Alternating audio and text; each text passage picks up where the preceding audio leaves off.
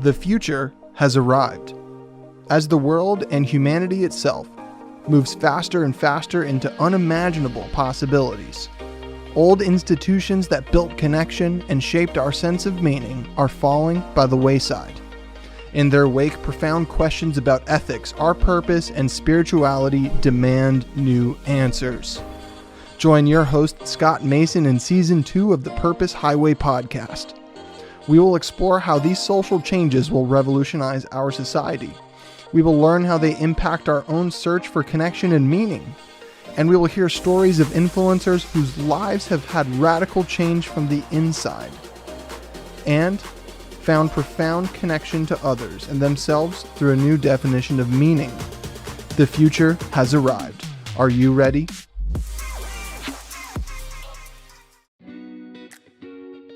When you're racing down the Purpose Highway, we want to make sure you're healthy and happy every step of the way.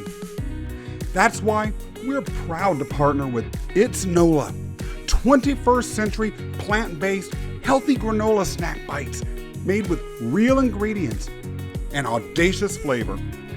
It's NOLA crafts small batch hand-rolled granola balls that are vegan, gluten-free, and naturally low in sugar.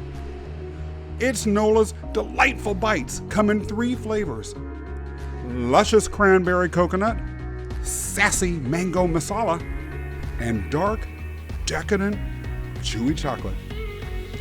It's NOLA is available to both individual customers and for wholesale accounts at itsnola.com. That's ITSNOLA.com. Guests on this show are already enjoying this delicious snack. Check out It's NOLA's website for yourself and find out how good it is.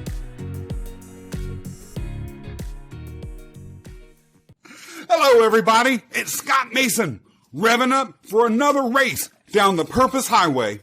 If you like what we're doing, be sure to give us a thumbs up on YouTube or a review on Apple. And sitting with me in the front seat is Joe Bogdan. Joe is a leader in the United States Air Force with more than 20 years of service under his belt. He's also an adjunct professor of leadership studies at Brandon University. He's the co-host of the Llama Lounge podcast. I've appeared on that, by the way, so I have to say, it's excellent. And he's the co-founder of Llama Leadership. He is devoted to developing world championship winning coaching trees. And his mantra is, better has no finish line. I like that, Joe. Welcome to the show.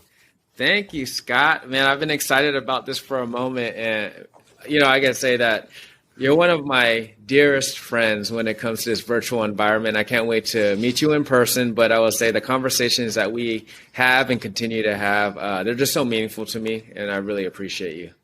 It is very much mutual, and that's why when we were conceptualizing the season and going through the run-through of guests, you were a no-brainer. And I was ecstatic when you and I had our chat and you agreed to grant my request to show up here today, because I know how busy you are. And you are particularly busy now because you're about to go somewhere. Is that not correct? Yes. Where are you going? Yes. So I recently just came back from my deployment from Iraq, and I got back. But while I was deployed, I got an assignment, my next assignment, which I'll be going back to a second home of mine, Osan Air Base, Republic of Korea, South Korea. And I'll be going out there to lead an amazing team of people out there, of engineers. But also I get to be reunited with my significant other. So I'm very excited about that. I haven't seen her since last September in person. Oh, Lord, that's rough. Yeah. Well, I hope you all have some good times, and I bet that will be quite an emotional reunion. Congratulations on that. Thank you. Let's talk a little bit about your background. How'd you get involved in the military? How'd you end up joining the service? Yeah, so I don't want to go too far back, but I'll just give you a little. Obviously, you can see that I'm Asian American. I was born in Korea. I came to the States when I was very young, and I moved around in the States for quite a while. Primarily a latchkey child with a single mother. Had different men kind of come into the life every now and then, but it was primarily mostly me and her, and I was the man of the house for a large sum of the time. And I just realized, I wasn't going anywhere very good. I was living in Tacoma, Washington. And for those that don't know where that is, it's south of Seattle. And in the 90s, it wasn't one of the best places in the country. Some people call it Tecompton. It was relative, a lot of gang and drug activity in that area. And I just saw myself going down the wrong path if I stayed there, because I will say that, a lot of people would consider me pretty smart, but I was also very ambitious. And when you're smart and ambitious in an environment that's not really good for you, you can tend to go the wrong way, right? Mm-hmm. So, and then you can also kind of rationalize those decisions. So something just kind of sparked in me and said, hey, you probably need to go do something. We started having a lot of financial issues, and nothing good was coming from it. So I went to a recruiter and told them, hey, get me out of here in like the next 2 weeks, because if I take time to think about it, it's gonna. I don't know what's going to happen. I might change my mind. So I went in there. They got me a job placement. I scored very well in my ASVAB. I was a non-U.S. citizen at the time, so it did limit me on certain jobs because of clearances. And we can get into that. But basically, it gave me a job in the engineer community as electrical power production, backup systems, and critical infrastructure type things. And I was like, sign me up and get me out of here. And it was the best decision I've made. I'm 20 years into the service. It's just like any career, has ups and downs, but it has been an absolute blessed ride. It really has. I love that. There's some things embedded in what you were talking about a minute ago that I'd like to explore a little bit more deeply. Yeah. Being a smart and ambitious young man in a personal situation that was challenging. Look, I grew up in a rural part of America.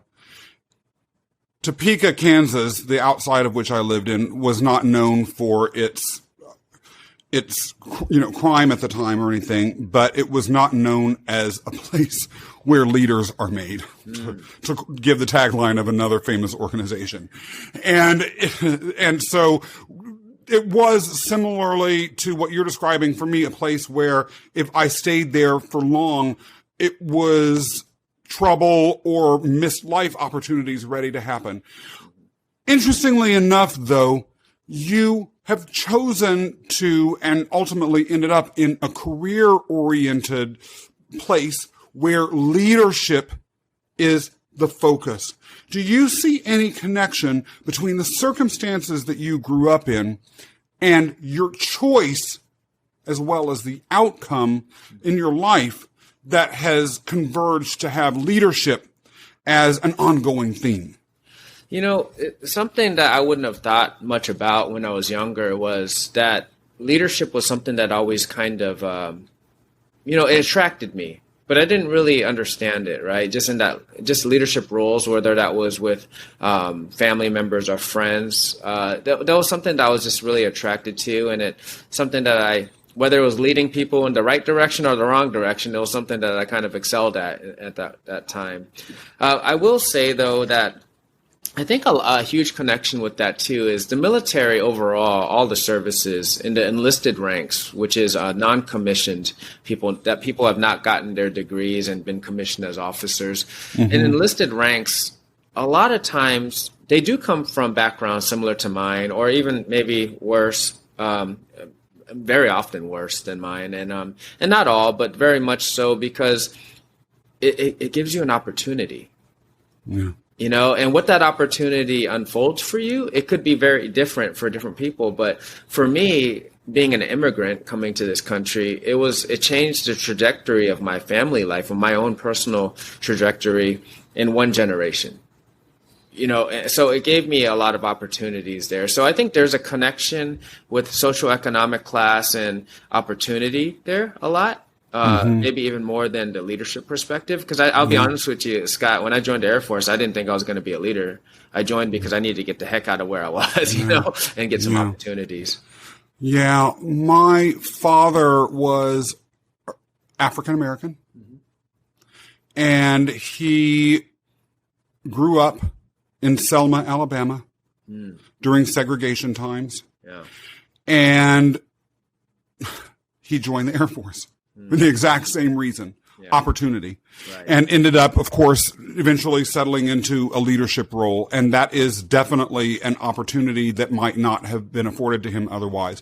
One of the things that's interesting, you used it casually a moment ago, and it goes as to an underlying theme with regards to leadership that I wanted to talk about in more depth, vis-a-vis both the specific professional leadership that you've engaged in, but the larger theme of leadership that I ultimately want to tie into some deeper and bigger cultural and social issues that we as a people in North America are facing. And actually, this is all the Western world in my view.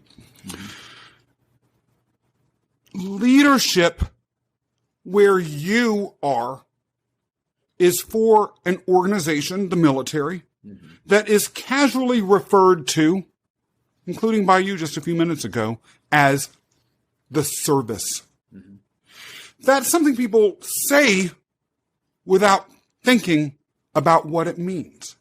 Yet, I actually last night was giving a speech to a large professional organization at which I talked to them about leadership as service.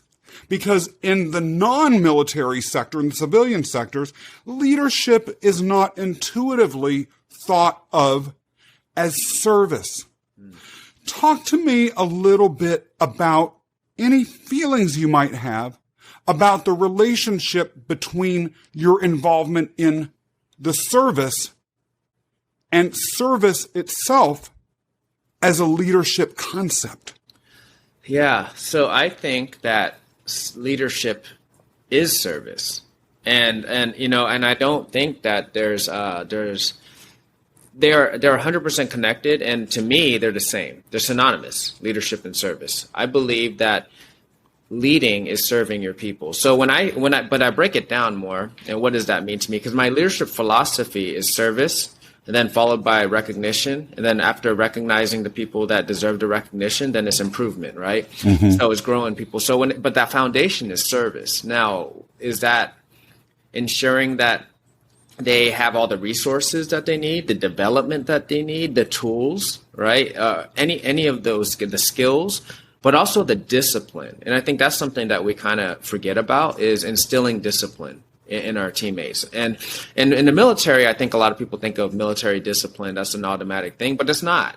We're a microcosm of society. When people join the military, we have the same issues, if not some more, right? Across and then we develop different issues.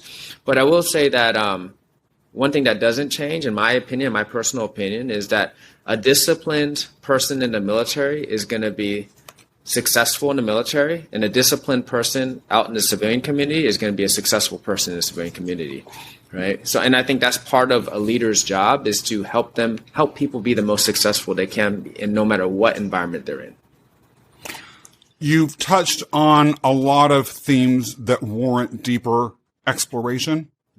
And make no mistake, Mr. Bogdan, I intend to go there. So don't think you got out of this easy.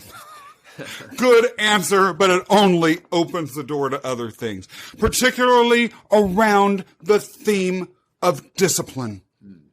But I'm going to step back, go into this bigger cultural picture, because we are living in a time, and you and I have discussed this offline, and I'm sure you have read this in the newspaper, just like everyone else who is listening to this podcast or watching this on YouTube or wherever else they might be watching it. We are living in a time where there has been a profound shift in the relationship that individuals have with organizations and the leadership of those organizations. And I will go through this just as a quick round statement now. We have major religious institutions that are seeing huge drop-offs because their leadership has tolerated child abuse. We have had major organizations, companies that people may have felt like their entire careers were dependent on, collapse because of ethical lapses by usually the money people, but sometimes other people as well. We have had other organizations, political leadership, rocked by scandals where people who are in high levels of government end up in jail or are seen as facilitating criminal activities, or are clearly operating in ways that show self-dealing between their own interests and those of foreign governments, that they, as representatives of the government, or maybe as representatives of government political parties or state governments, right? These sorts of scandals have led to a crisis in faith in the and respect in the leadership of large organizations. And by the way, I'm not making any political statements about any particular president or political party or governor or senator or anything like this. This is across the board. And so you're talking about service in a world where service as a leadership concept, I would say, is almost countercultural. How do you even maintain that in the world that we're living in? Yeah, so my thought is you're 100% correct. I think we see a lot of examples of leadership that is self-serving. Because I still think leadership's serving, but who are you serving? I think a lot of leaders. Well, that's a good way to put it. Leaders believe that they're in that role to serve themselves, and other people are there to serve them, which I think is not true. And this is just my perspective: is that we see all these examples of that out there, but we don't typically highlight the leaders that are not self-serving, the ones that are doing the right things. And I think that just has to do with, media and what people want to click on and stuff like that and want to see. So I do believe that there's a lot of great leaders out there doing amazing things, but it's really how you view it. If you're a leader, and remember, leader is the term, but what's the adjective before that? Are you a visionary leader? Are you an ethical leader? Are you a servant leader? What type of leader are you? Because you can also be a self-serving leader. You can be a downright evil leader in some ways. So what is it? But I think that when people get into leadership roles for the wrong reasons, things go wrong, right? And the people suffer for that. And that is if they're egotistical and they're just using it to stroke their ego. Maybe they're even have self-esteem issues, and getting put into that leadership role makes them feel better about things. These are things that I've seen cause a lot of issues for an entire organization from a leader. But when a leader does see, for instance, I'll tell you a story. When I was, I'm a chief master sergeant in the United States Air Force. I can't get promoted anymore. I can move into different positions, but at this point, I'm the highest enlisted rank I can be. So there's no more promotions for me. It was very liberating when I became a chief master sergeant. Because before that, no matter what, it doesn't matter how you're doing, if you're doing it the most effective way, you're always competing for a promotion, just like you would be in the civilian world. You're always competing. There's only so many, and politics has to play, because whenever you have limited resources and a lot of people vying for that, there's going to be some type of politics, right? So there was a lot of that on the way up. Some people call it the Hunger Games in the military. You're trying to get that one thing. And no matter what, if you're doing it the most ethical way, doing it by standards, living to exemplifying those standards, you're still in the game, whatever that game is. For me, when I was no longer in that game, it was very liberating. And I remember, Scott, I was sitting there at my desk one day, and my commander asked me to take care of something, and it was very, very it was such a simple task that some people in my position would say, that's like an airman task. That's a very low-ranking person task. Why would you give a chief master sergeant that task? But in my opinion, my thought was, it's liberating that I can do this and have no issue with it, because literally I'm just here to serve everybody else. I don't care if it's out here making coffee or vacuuming something, or sweeping up the floor or taking care of some major task. I'm literally just a servant now. I no longer have to serve myself to help myself get promoted or anything like that. So I think it was a liberating feeling, but I think some people never get that feeling because they continuously want to stroke their ego, right? Or they're feeling a need. And I think we're going to kind of get into this conversation, but a lot of times it's because they're the void within them and they don't have that meaning and purpose or the compass putting them in the right direction. So they're filling that void. Dr. Viktor Frankl calls it the existential vacuum. Like we just have a void in us, so we keep on filling it with other types of behaviors. Maybe it's promiscuity, maybe it's drug use, alcohol abuse, or it's egotistical behaviors, right? And it's being toxic. So I think there's a correlation there. When it comes to leadership and the concept of service, before we get into what you were just talking about, and yes, indeed, we will discuss it further, I have, in thinking about the nature of human connection and connection that can galvanize people behind something that has meaning.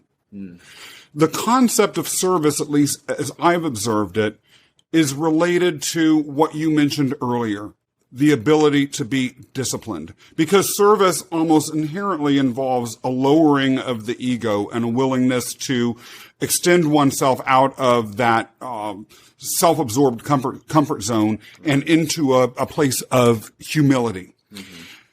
That involves then, at least on an ego level, I would argue, sacrifice. And sacrifice is something that is also deeply tied into the concept of military service. At least, as I understand it, you have sacrificed being with your significant other for nearly a year as of the taping of this show. You sacrifice certain pay in the private sector that you might make. You sacrifice the security of knowing that you will live tomorrow if you get placed in an assignment where there is imminent danger. Sacrifice, I believe, builds connection and builds a sense of purpose, or at least helps support it. But do you agree, or is that just Scott Mason talking off the top of his head again?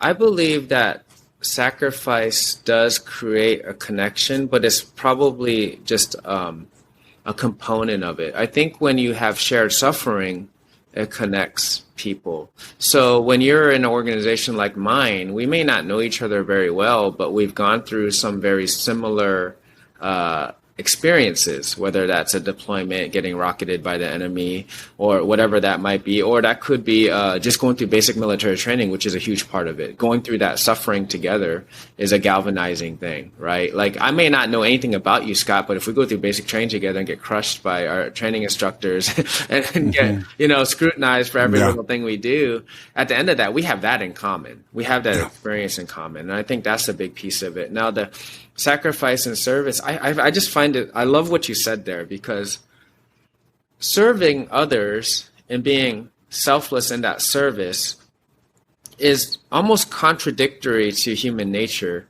right? And it contradicts almost the human condition, like the way we're going through it. But it, ironically, on the other side of that is if you can get past that short-sightedness of, no, I need to serve myself, that human nature piece and the ego, and you get past that and you start helping others and serving others, it's so rewarding. And I think we get something out of that, right? Whether that's in leadership or anything else. And it's just odd because initially it seems like it's not going to work out for you, but when you actually do it and you practice that, it gives back so much more, and that transcends like normal thoughts.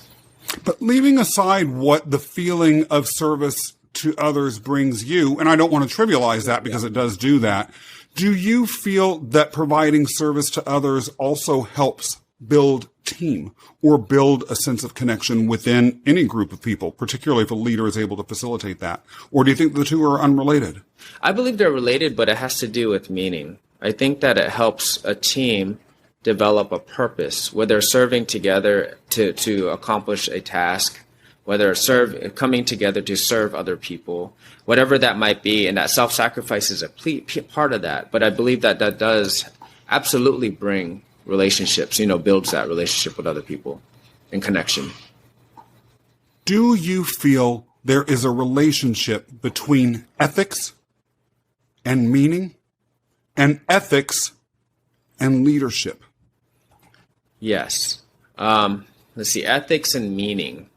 That's a good one. So I would say absolutely, because when it comes to ethics, to me, ethics are about values, right? So it boils down to values, and whether that's personal values or if it's an organizational values, right? So it comes down to your values. So does that connect to meaning? Absolutely, because a lot of times our meaning is where our purpose and our values intersect, into my opinion. They live in the same area, so there is a connection. Now, when it comes to ethics and leadership, that's where I think it ties to whether it's personal values or it's organizational values. Because your ethics is my ethics versus your ethics may be different, right? We have a code of living, whatever that might be. So ethics, but and they're driven by what our values are. Now, when you're an organization, you want to have organizational values to hopefully tie our ethics together. We have organizational ethics, right? So when it comes to leadership, whether that's leading in your personal life, leading by your meaning and purpose, and leading by example to others to live the way you believe you should be, you're leading. You're always leading. But when you're in an organization, I think that, living by the values that your organization, hopefully they align with yours, you're leading by example in there too. I think hopefully that's answering your question a little bit. Absolutely. I'm curious, what do you find to be the source of your ethics? So my personal ethics is probably, there's a big mix, but my personal faith has a huge part of it, right? I'm a Christian, and I have my code of ethics that comes from my the scriptures that I read daily, right? So there's a lot there. Also, I think your ethics also comes from your experiences and what you have deemed as right and wrong throughout your life, right? So for me, I'm learning from the book, but I'm also learning from what I felt like is the right and wrong thing to do. And a lot of that does have to do with society, like what has worked well, what has not worked well, what do people want, what are the examples that you've been giving. So I think that's what kind of lines up to my ethics. Now, I do believe there's some universal ethics out there, and some people may argue with me. I think that, and when I say universal values, that drive ethics, like honesty. I don't think there's people in the world that appreciate being lied to. That they may lie themselves, but they don't value that because they don't want to be lied to themselves. They might accept it, but those are some things so I think honesty, respect, and courtesy, I think those are things that are universal, but they do tie into ethics. Have there been times, though, and you may or may not be able to fully answer this, I understand. Mm-hmm. Have there been times where you may have felt that the personal values and ethical systems that you operate by are in conflict with those of the organization that you are associated with? Yeah, I think that actually happens to us all the time. And the reason why is because you have your personal, and it's not just even your values that drive these ethics, it's your perspectives of the value, right? So for, this is where I talk about ethical dilemmas versus ethical lapses, and I think people conflate the two very often.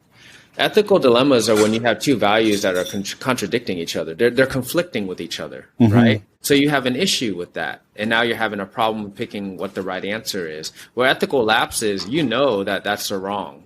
For whatever ethical guidelines you're following, that's wrong, and you did it anyway. So that's what I see as an ethical lapse, right? Unless your only essence of ethics is fun. Right. Fun or greed. Right. So to me, ethical dilemmas, it happens all the time for us as leaders in the military, as well as I'm sure everywhere else. And it's going to be, so for me, let's say, I'll give you an example of an ethical dilemma. I'd say maybe I have loyalty as one of my values. I value loyalty, but I also value integrity.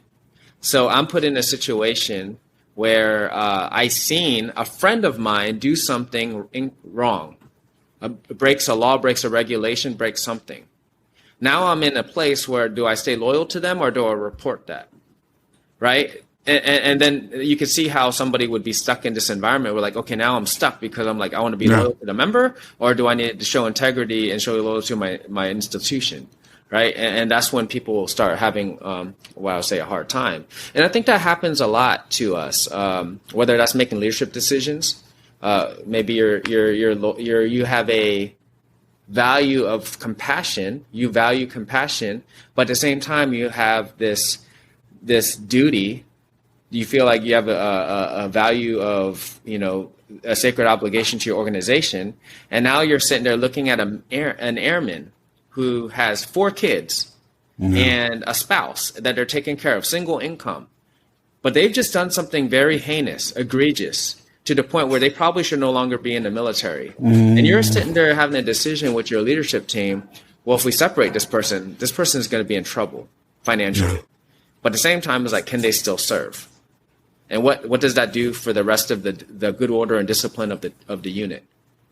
And I will tell you at the highest echelons of any leadership, I believe, is you have to you're typically the answers that come to rise to my level. There's no right answer. There's no simple right answer anymore. It's usually what's the least bad answer at this point. And that's what kind of stresses you out as a leader. I think I make 3 or 4 major decisions a week versus some of my lower ranking folks making 100 decisions a week, So, but mine are very taxing, of course. You made a statement earlier that your Christian faith informs your personal ethical framework along with some of these other things like experience. Christian ethics may or may not conflict with the ethics of those that you serve. And by service, I am referring to those that you lead, not those who you report to. Although, of course, it may be applicable to them as well.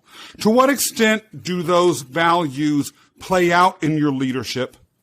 To what extent do you feel that those that may have a particular ethical orientation can interact with those whose ethics come from a different philosophical or even religious background than yours, when there may be conflicts, or in which you may be attempting to make an ethical argument, and maybe this would be in a military or a non-military context, around why someone should behave a certain way or the organization should do a certain thing, and the other person is like, yeah, I don't believe that. So, yeah, I think that some people can find it very conflicting. I have not found it conflicting for me, honestly, because and maybe it's because the values that I tie to the Christian beliefs, especially in the New Testament of my scriptures, the scriptures that I read every day, it really talks about love thy neighbor, love like you love yourself, right? That's an important piece, and to hold judgment. Those are 2 very important prospects for me. Now, when it comes to leading people of various different perspectives, and I'll be honest with you, this is a Joe Bogdan perspective, is that being a good person is being a good person, regardless of what religious background you have. Now, maybe that could be subjective in that view of what's a good person, right? But I think that treating people with courtesy, respect, withholding judgment, these are things that are universal. It's not just in the Christian beliefs system.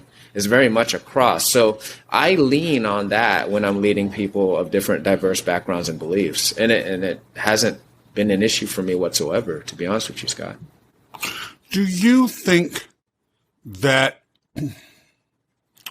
a social movement to push a secular ethical system based on servant leadership could help restore some of the crisis in institutional trust that we're facing in the Western world? Or do you think the 2 are totally separate? I won't say, because I think that these are very complex concepts that we're talking about here. So I wouldn't say they're completely separate. I would venture to say that I think pushing a a secular belief system when it comes to leadership? Yeah, that's a great question. I think that we're kind of we do that in the service.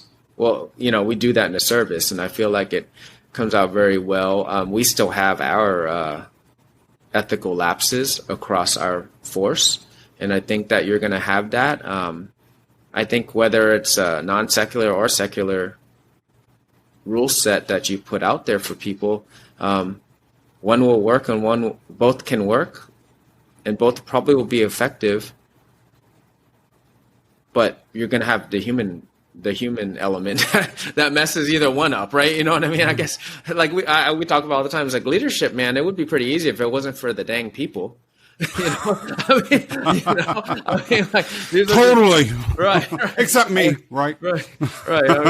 I said that the other day in a staff meeting of mine. Somebody brought up, what if we implemented this program or process into play? Would it cause less problems? I'd be like, it would, but it's much like communism. That would work in a perfect environment, but humans are involved, so they're going to jack that up too. I don't care. You can't just engineer out human nature. We've tried many times. In the military, we've tried many times when it comes to evaluating personnel or giving them feedback or whatever else.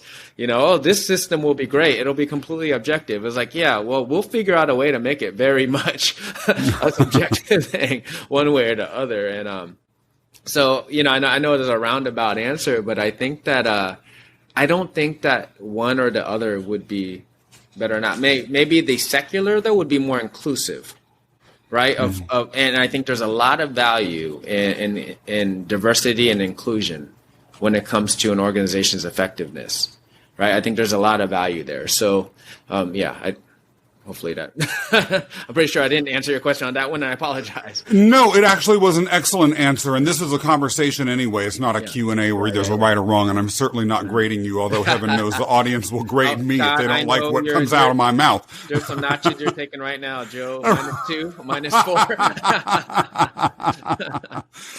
Don't send me to the brig, Joe, please. So, Joe, you teach leadership, so I am sure you have come up with or faced this question before from those that you teach. If I am looking to lead, but I'm not sure of how I can do it in a way that aligns with purpose, or I don't even know what my purpose is, what pathway can we walk? And where would you suggest that I go to find other people like me? So I think that there's a lot of opportunities out there to develop your leadership. Now, first, let's figure out what our personal definition of leadership is, because there's a lot of different ones. If I asked 100 people, they'd all give a little bit of a different one, right?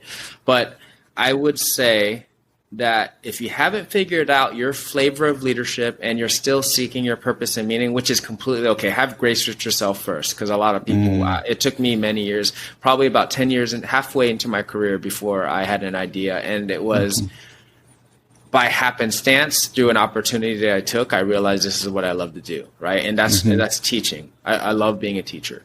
Yeah. So I got an opportunity that I was going to turn down. Working at a social service center on base, because every installation has some type of social service center. And I got to work there and doing social services for about 4 years. And I realized how much I loved helping others, whether that was through their own development or giving the resources that they need. And that lines up perfectly with also my own passion for constantly growing, right? Because if you're not growing, you can't help others grow. You put a lid on them. So it lined up perfectly for me. But it took even a while after that to figure out, who am I? Who am I as a leader? Who am I as a person? And I think that that's a journey that we all got to take. And Scott, you and I have talked about this before. We got to do that deep inner work to find out who we are, because you're not going to learn how to lead, or you're not going to find your own meaning through books. I love books. I read them a lot, and I get a lot of skills and stuff from that. But you got to do that work on yourself, that awareness. So I would say there's a lot of opportunities to find out what your character strengths are, because being authentic is very important. Finding out and even asking yourself those questions about, who am I? What do I like? What do I not like? What do I value in life? Just back to those values and ethics, right? I think it's very important to find out who you are, because if you're not self-aware, you are not going to make an effective leader. That is like the first step. right? Developing that emotional intelligence is a huge part, and a foundational part of emotional intelligence is self-awareness. That's one of the 4 main components, self-awareness. Because once you start having self-awareness, now you can start doing the self-management. Once you get to self-management, now you can start beginning that social awareness. And once you get to social awareness, you can start relationship managing, which that's what leadership's about, managing relationships, right? And growing. Absolutely. Right? So I think that's very key, is doing that inner work to find out. And there's a lot of books that can help you with the self-awareness piece, but you got to be honest with yourself. You got to be honest with yourself. Yeah. Like you said, be willing to invest in the deep thinking, be willing to confront your weaknesses, and at least in my case, leaving ego behind. Yes, absolutely. Leaving ego behind is huge. And I think my favorite leadership trait, and it's not going to be one that most people will consider, curiosity. Deep curiosity. When you're interacting with people, be curious about them. Don't ask them questions just to check a box, but be actually curious about their personal lives, who they are as people, what their vision is for life, what they want, their deepest desires. Be curious, right, and invest in them that way. Again, goes to one of the tools that connects us to others. In my experience, no one feels truly connected to someone that doesn't give a shit about them. Absolutely. Mm-hmm. It's reality. Absolutely. Yeah, I mean, all of us have that need. We have that need to be connected with people and have people that care about us, that, like you said, give a shit about us. I want, I want people to give a shit about me. It's really difficult to navigate through this human experience when you feel like you're alone and that nobody cares for you. Joe, how can people find out more about you? Wow. Thank you so much for that opportunity. So for me, it's a team. It's a team effort, the Llama team. There's 4 of us, 3 chief master sergeants and 1 retired senior. And all of us care about development. And you can find more about us at llama-leadership.com, LLAMA leadership.com. And you can also listen to our Llama Lounge podcast. Search Llama Lounge on every podcast mechanism out there, whether that's Spotify, Amazon, all the stuff, Apple, everything else. And then on Facebook, LinkedIn, and Instagram, Llama Leadership, and you'll be able to find us and give us a follow. And it is well worth following. Joe, it has been great taking a ride with you today. Thank you for joining us. And for everyone tuning in, if you like this episode, be sure to subscribe and leave a review on Apple or a comment on YouTube. And see you next time for another ride down the Purpose Highway. When you're racing down the Purpose Highway, we want to make sure you're healthy and happy every step of the way. That's why we're proud to partner with It's NOLA, 21st century plant-based healthy granola snack bites made with real ingredients and audacious flavor. It's NOLA crafts small batch hand-rolled granola balls that are vegan, gluten-free, and naturally low in sugar. It's NOLA's delightful bites come in 3 flavors: luscious cranberry coconut, sassy mango masala, and dark, decadent, chewy chocolate. It's NOLA is available to both individual customers and for wholesale accounts at itsnola.com. That's ITSNOLA.com. Guests on this show are already enjoying this delicious snack. Check out It's NOLA's website for yourself and find out how good it is.